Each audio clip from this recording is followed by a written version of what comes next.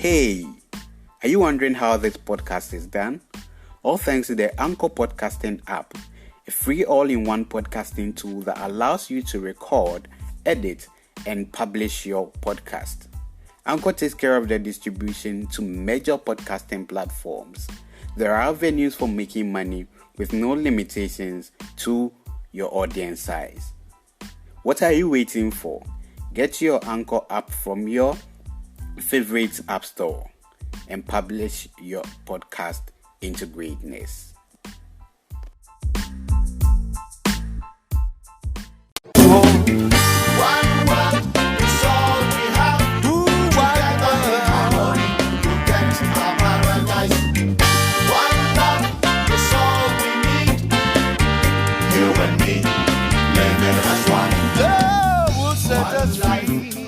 It's all we have.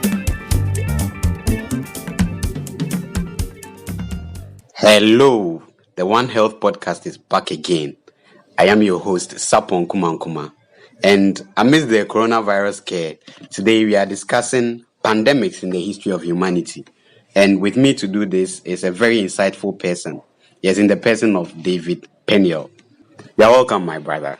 Thank you for having me here to share my thoughts on pandemics in the history of humanity. Yeah, I think you are the right person for this.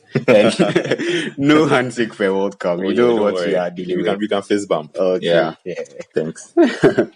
So, I think our listeners need to know that worse things have happened to humanity. Oh, yeah. And we're able to come out of them. Definitely. Some we are still dealing with, but if we don't take care of this one, it may lead something very much more devastating.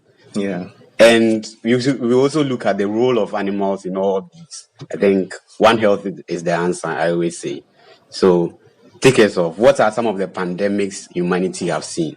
Oh, okay. The earliest recorded was the Antonine Plague that happened in ancient Rome, right? And this was suspected to be caused by measles or smallpox. Okay. But people also think it's the earliest form of the bubonic plague.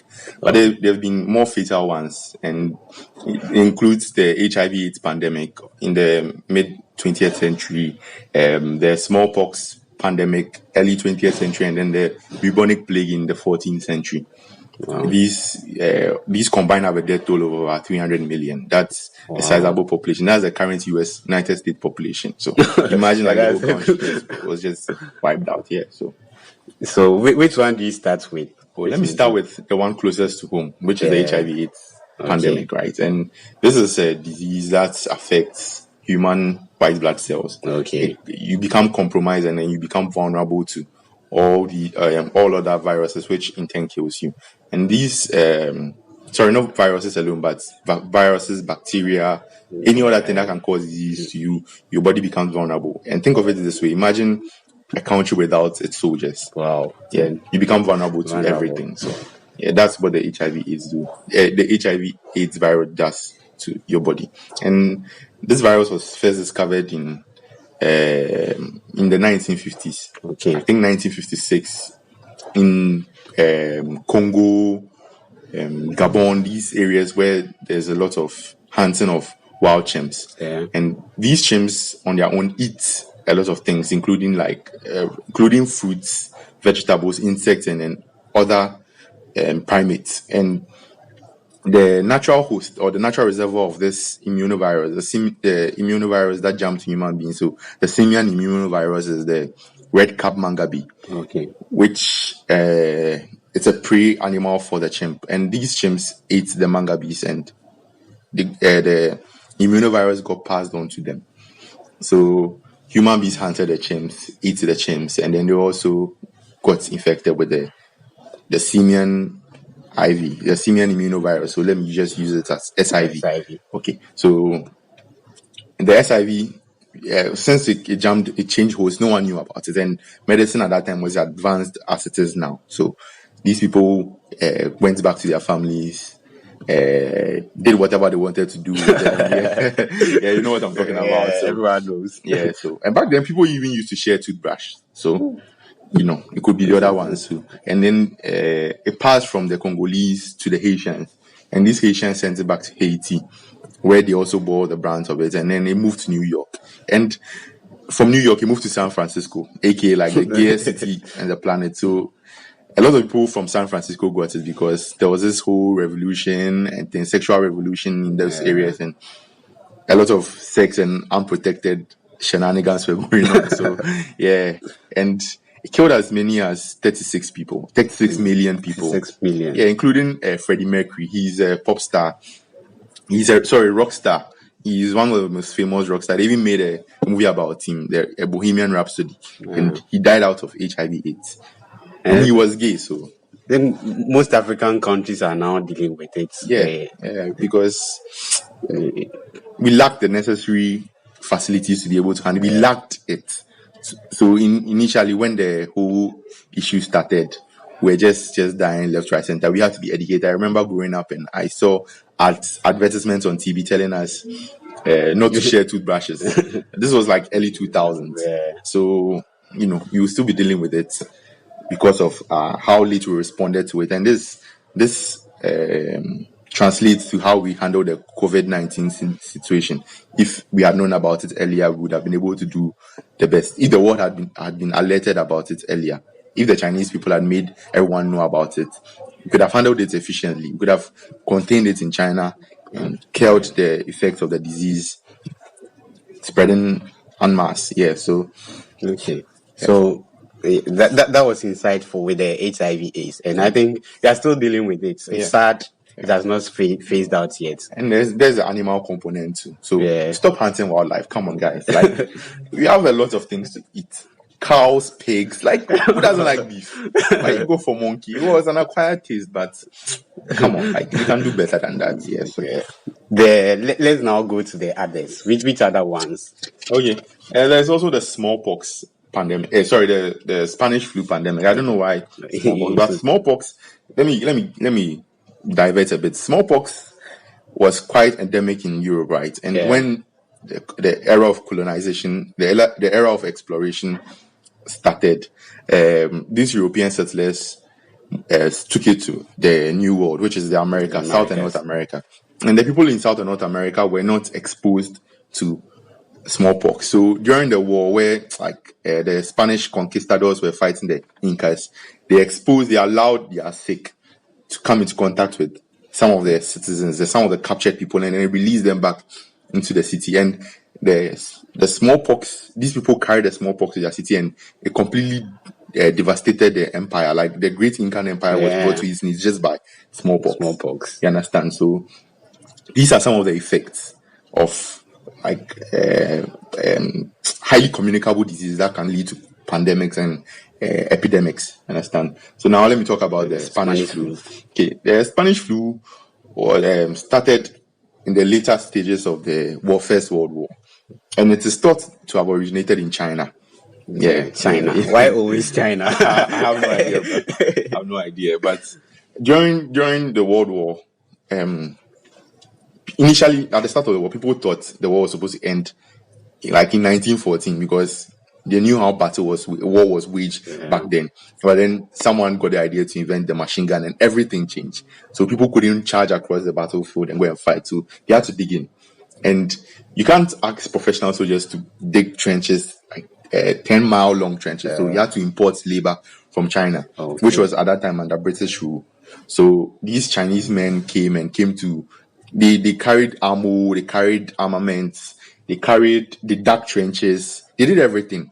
And the conditions in these trenches were very bad. Like when these trenches rain or shine, they had latrines there. And back then hygiene wasn't like it wasn't a priority. Yeah, it wasn't a priority. Even back then, antibiotics were not invented. So you understand, like they were just messing up. And this virus incubated in this area, and then it affected the soldiers. So the soldiers took them home, and it killed immunosuppressed people. But then the funny thing about this virus is that, just like the COVID, we think it kills immunosuppressed people alone, but it switched up. It started killing the healthy and left the immunosuppressed. And this baffled scientists at that time because, they didn't have a lot of knowledge we have 100 years later. But, it was quite shocking. And it got the name Spanish flu because during those days, like Spain used to be dry and things. And when people visited from the UK, they had these symptoms like cough, pneumonia, and things. And so the British media named it the Spanish flu. I was about to ask why Spanish flu, if it originated from China. But also people also think it also started from the US because in a fort in, I think, I've forgotten the name of this particular state, but a military fort in 1918. That's where the first case was recorded in the US. So people are making a case that it came from the US too, but I don't think so. But what do I know? But is there any animal sources attributed in pigs? Yeah, and so, you know how the Chinese love their pork, so it could be from pigs. Wow. Pigs, yeah. So it's the H1N1. Yeah, H1N1. Yeah, H1N1. I think we encountered that in 2009 too. Yeah. In Hong Kong. Yeah, and it killed a lot of people there too. Like I think 200,000. 200,000. Yeah, around that figure. Yeah, but it was worse back 100 years ago.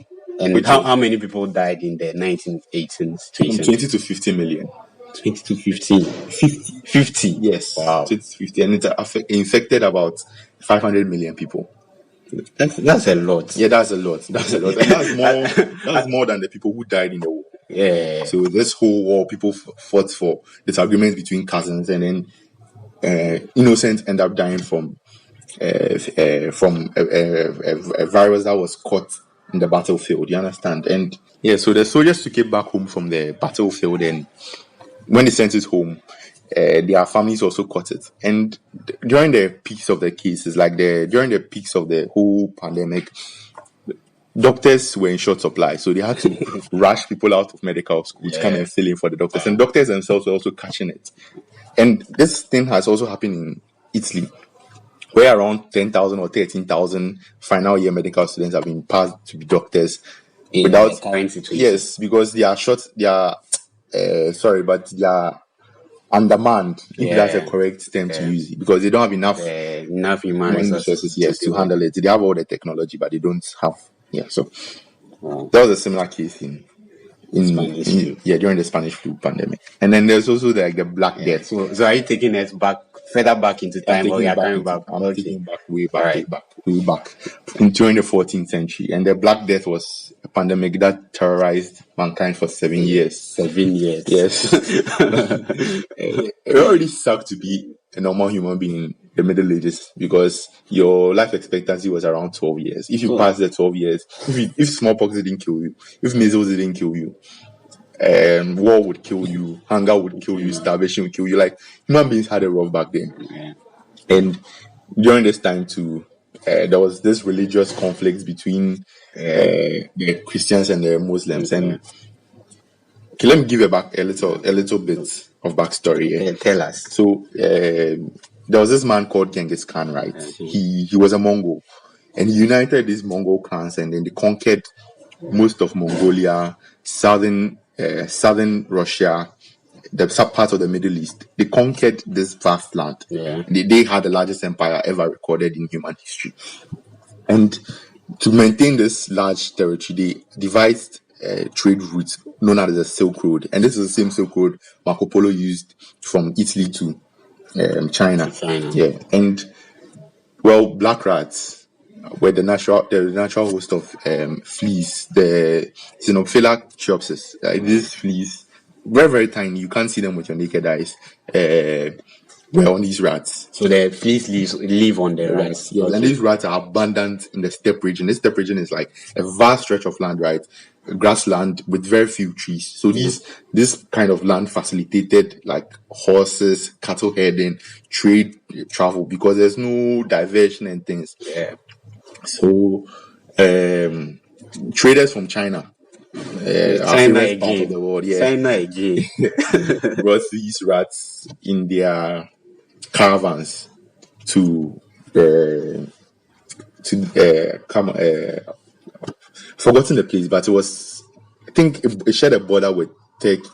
Okay. Yeah. So there was gradually the Mongols converted to Islam. Some of them converted to Islam, and during that time there was a war between the Muslims and the Christians, and these Muslims laid siege to a city called Kaffa in modern day Turkey. Okay.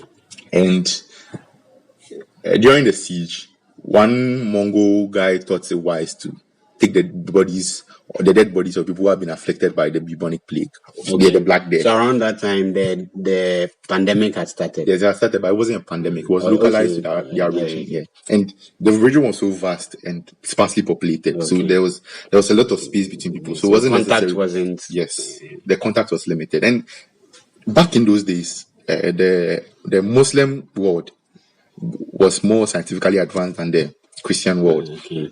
Yeah, they had better sanitary practices. Education was top notch. They were more advanced in medicine. So they had the necessary steps to combat such a thing. They believed in quarantining as way back as that time. So these siege, the people who were laying siege to the city decided to take the dead bodies of the people who had suffered from the plague and then put them in catapults and then haul them across the battlements. Wow. So this was the first case of bioterrorism. Yeah, they just launched these dead bodies into the city, and when the dead bodies landed, they burst upon explosion and they burst upon impact, and then they released the fleas, the pathogen into the bacteria. And back in those days, cities were just dirty. Like Choco has some flags on those cities. So there were rats around, and human beings used to live close to rats. Like there's a rat almost. They've always been our companions. Yeah. We still live with it. Yeah. So there's a saying that bats are the modern day rats. Yeah. Yeah, they give us almost all our headaches. All the pathogens are there. So when the pathogen spread to the rats, the fleas latched onto the rats around there, and the bacteria, the Yersinia pestis bacteria, which is the causative organism of the bubonic plague, can survive in rat populations for like 10 to 14 days. Okay, so after they kill the rats, the fleas starve, and then the fleas would jump from the rats to human beings. And because of proximity, it wasn't only human beings that were affected. Cats, dogs, donkeys, and things were all being affected. And this was really, really bad for everybody. So the merchants, at that time, Italian merchants used to dominate the Mediterranean trading. They were like the center of trading. Venice and Florence, both cities were the center of trading in back in the Middle Ages. And these people they fled from the siege, and they carried along the rats and then the bacteria on the ship on their way there. And back in the day, you can't sail. Their technology wasn't advanced. So you have to sail from port to port. Yes, port to port to restock on fresh water and things. So they did that. And anytime they disembarked, some of the rats escaped to one city. Anytime they disembarked, some of the rats escaped to one city. And they did that, and then they got to Venice. But the thing was, when they reached there, everybody on the ship was dead. Oh. Yes, like the plague had killed them on the ship. Back then, no one thought it wise to go, like their dead bodies on the ship. Yeah. Let's push the ship away and just set it on fire. But they had to give them a Christian burial, so they took them to the city. The people who handled them, because the fleas were starved, they jumped from the dead bodies onto man, and then they started infecting. And then sanitary practices were no good, so it just facilitated the spread. And medical practices back then were not the best. Try and error. Yes, they believed you had a wound, they had to cut a part of your body to let out blood. So it was a practice called bloodletting. They attached leeches to wounds, even though they might have their benefits. It didn't make any sense at that time. And hand washing wasn't a thing. So these simple bacteria that could be cured with hand washing, like proper hand washing techniques, were just being carried on from person to person. The plague doctors, you remember, I don't know if you've seen this picture, but there's people in flat top hats with wide brims with bed masks. Okay, I've seen they thought this was from bad airs. So they stuffed it with what's the name, garlic and rose and things. So to give them, they thought it would prevent them. They thought it was airborne. Some superstitious people even thought it was the wrath of God. Others who thought, well, if the dead person was dying and he stared at you, you could get it. So and these things are still around. Mass hysteria. And because of this, because of the lack of knowledge and the lack of, well, with the benefit of hindsight, I can say lack of knowledge. But back then, that's what they knew. And that's what they believed. They did that, and then people were just moving from city to city, and this spread People also, it wasn't only one merchant that left the city of Kaffa. Many merchants left, so they sent it to ports like Egypt, ports like Egypt, Tunis, Algiers, Morocco. And then there was trade between Morocco and people downwards, and they also brought it across the desert to sub-Saharan Africa. And these people never came into contact with Madagascar. But recently, I think 2014, there was an outbreak in Madagascar, affecting thousands and killing 140 people or 170. I'm not very sure on that figure, and it was really bad. It was really bad, and just like how people are being insensitive towards people of Asian descent, like Chinese things. Back then, people, the minorities were taking the blame. So the Jews, lepers, people with acne and psoriasis, just normal skin rashes, they were being blamed for whatever happened. Even countries like Denmark and Norway were not omitted. Your people. Yeah, my people. Yeah, my people.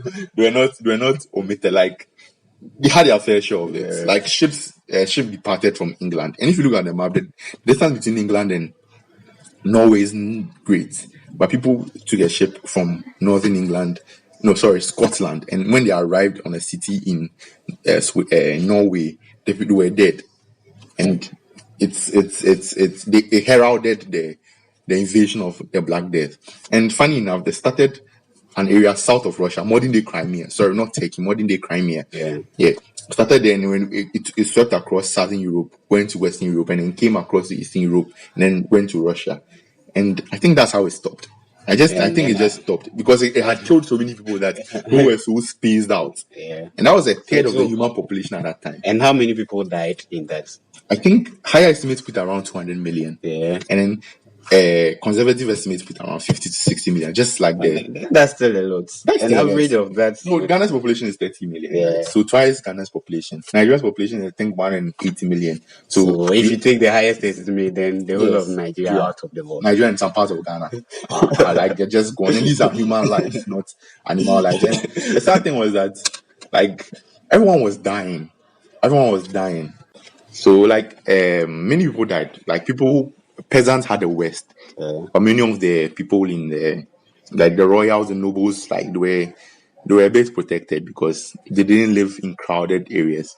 And cities like Florence and then Siena were hit a lot. And this is something that came from a chronicler back in the day. He said all citizens did little else except to carry dead bodies to be buried. At every church, they dug deep pits down to the water table, and thus those who were poor, who died during the night, were bundled up quickly and thrown into the pits. In the morning, when a large number of bodies were found in the pit, they took some earth and shoveled it down on top of them.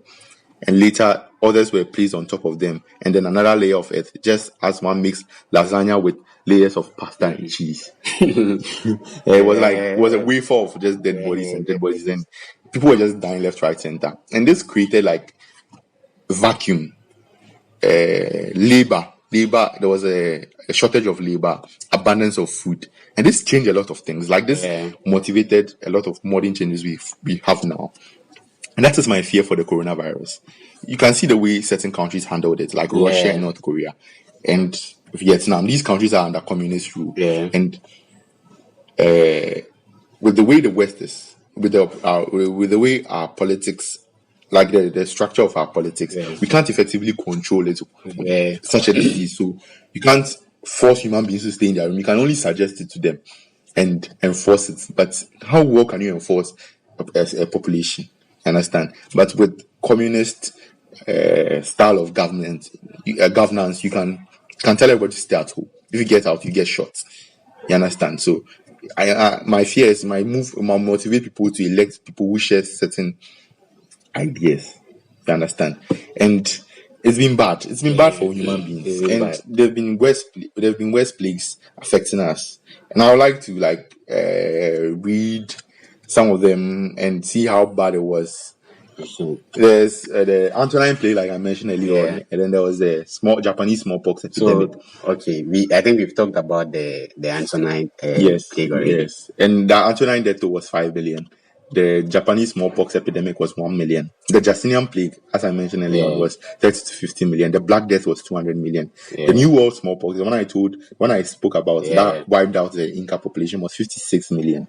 Wow. The Great London plague, which was also Yersinia pestis, was also 100 million. The Italian plague, Yersinia pestis, 1 million. Then Yersinia pestis has caused a lot of harm in the... It's whacked a lot of human beings out of the face of the earth. And there's a cholera pandemics, there were 7 cholera pandemics. And from 1817 to 1923. And they also killed 1 million. Wow. And then the third plague, which is Yersinia pestis again, killed 12 million in China and India. And then the yellow fever. And I think in most of these cases too, animals were involved. Yeah, animals are always involved. Because one funny thing is that most of the death comes from the switch of host. Yeah. I listened to one epidemiologist talk once, and he was like, the aim of a virus is not to kill its host, it's to survive off its host. So initially, when it switches environment, when it switches its host, the death toll goes up, it spikes, and then it settles. Understand? Because the virus gets to adjust. Has to adapt to the new host environment. Yes. That's what caused the media scare, because at the early stages, a lot of people were dying, but now it has seemed to plateau. But then people are claiming mutation in Italy. That's why the death toll hasn't gone down. But demographics also count. Studies showed in the COVID-19 cases that in China, more males were dying than females. And this is as a result of lifestyle choices. In China, it's quite fashionable for the older male population to smoke cigarettes. So you've already compromised your lung tissues. And this is the tissue tropism of this particular virus. So it's already condemned, and then you are worsening it on top. And this is the same, and they have an elderly population too. Like they are the world's oldest population. I think 34% of them are 65 plus. Wow. And these people fall within the age range of the most vulnerable. The vulnerable. Yeah. I think susceptibility increases with age. Yes. And then Italy is the next. Italy to the smoke, alcohol abuse. Sorry, not abuse, but like they like alcohol a lot. That would be wrong to say, but they like alcohol, they like smoking and things. So this all in part of the reasons why there's a higher death toll there. And there's also the yellow fever. Back to the list of what things have killed. There's yellow fever, mosquitoes, and this killed like 100,000 to 150,000. That's in the US. Wow. And then the Russian flu, which is also H2N2. Yeah, a mutated form of the H1N1. It killed 1 million in the 1889 to 1890. And then the Spanish flu, the one we spoke about. The Asian flu, which was 1957 to 1958, which is 1958, sorry, which is H2N2. It also killed 1.1 million. The Hong Kong flu, the H3N2 virus, killed 1 million. The HIV/AIDS, which I've already spoken about. The swine flu, which I mentioned earlier on, which is H1N1. Also came again in which year? 2009 to 2010. Wow. Yes, that's like almost 92 years after the first one. Yeah. And then there's SARS, severe acute respiratory syndrome, which is caused by this coronavirus. And then it originated from bats and civet cats, which killed 770 people. And then the Ebola. Africa's best friend. Ebola virus killed 11,000 people. And it also came from wild animals. And then there's a MERS, Middle Eastern Respiratory Syndrome. And then there's another coronavirus. Yes. That one came from bats and camels. That's all. Bats are always present, as you said. Bats are the modern day rats. And then there's it killed 850 people. And there's a COVID-19.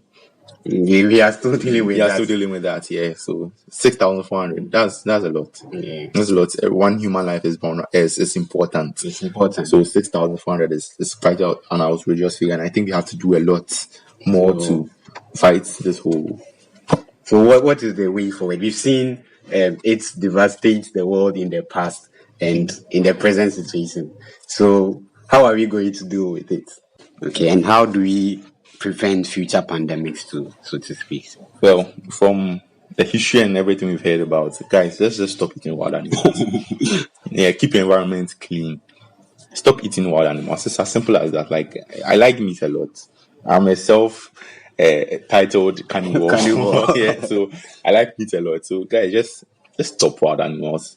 Stop eating wild animals. And also, I think a collaboration between like veterinarians, medics, ecologists, animal biologists. We should form the coalition, the One Health coalition. One Health. That's what I always advocate for. Yeah, One Health it's necessary because we can prevent it from happening. We will detect it early on. If there's a collaboration of that sort, we can detect it early on and stop it from happening. The vets will deal with the the animal aspect. The human medics will deal with the human aspect. The ecologists will tell us the impact on the environment, and the virologists will be able to do everything for us, just in case there's a spillover. Understand? So this collaboration is very important. And my brother here is an advocate for it, and I'm also one of the voices behind that's advocating for One Health. We need to collaborate and help ourselves find solutions to the new emerging diseases coming up in our generation. And also, I think what's worse than the whole disease, the whole pandemic is misinformation. Okay, right now we are 30 million people in Ghana, right? And as we speak, 9 people have gotten coronavirus. Okay, so why is everyone scared?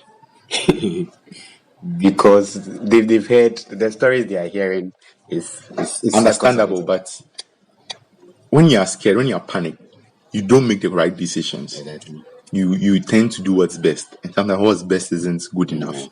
So keep calm. Do what you are being asked. And luckily we are being informed. Yesterday I saw the information minister briefing us on the new things as they occur. Like he just keeps on updating. And so I think Ghanaians, you should keep calm. I can't tell you not to stop touching your face, because I just did. I just touched my face right now, and it's involuntary. But it's hygiene, sanitation. Wash your hands, because hand washing could have stopped a lot of plagues, like even the bubonic plague. Just simple hand washing. Wash your hands. Practice good sanitation, good hygiene, and things like these are all important to stopping these things from spreading. You might get it, but you won't die. But just try and stop other people from getting it. This is not about yourself, but it's about the greater good of the society. Understand? So just have to ensure that the virus is contained and keep calm. Just relax. I think they should also trust our personnel. They are doing very well. They are very competent. Yeah, they are also risking. They are risking their lives to do this. Understanding, whilst you're in isolation, I'm sure most of the audience will be students, right? Or people who are not working as of now. So, as you are at home, do something profitable. Pick up a book and read. You can learn something. Yeah, you can learn something. As I've started learning Spanish. I think you should learn German. German is easy. Yeah, but that's all I have to say on pandemics in human history. There's been worse things to happen to human beings. So I think this is one of them, and it will also it shall all pass. Yeah, it shall all pass. And let's have faith in God. Yes, you do what is right, and then you have faith in God to do what's good. That is paramount too. Yes. Thank you very much, Peniel. Thank you for coming. And I'm very grateful. I like our listeners to know that today is his birthday, and this is a very good birthday treat for us and for himself. Oh, thank you very much, bro. Happy birthday once again. Thank you. You should come back again for us to discuss the other better issues too. Okay. Much more equally important issues to discuss. Whenever you're ready, I'll let me know, and I'll come and share my thoughts on things that are important to us. Thank you very much. Okay, so this has been the One Health podcast, and Peniel passed through to tell us more about the pandemics in the history of humanity. Thanks for making time with us. See you next 2 weeks. Bye bye.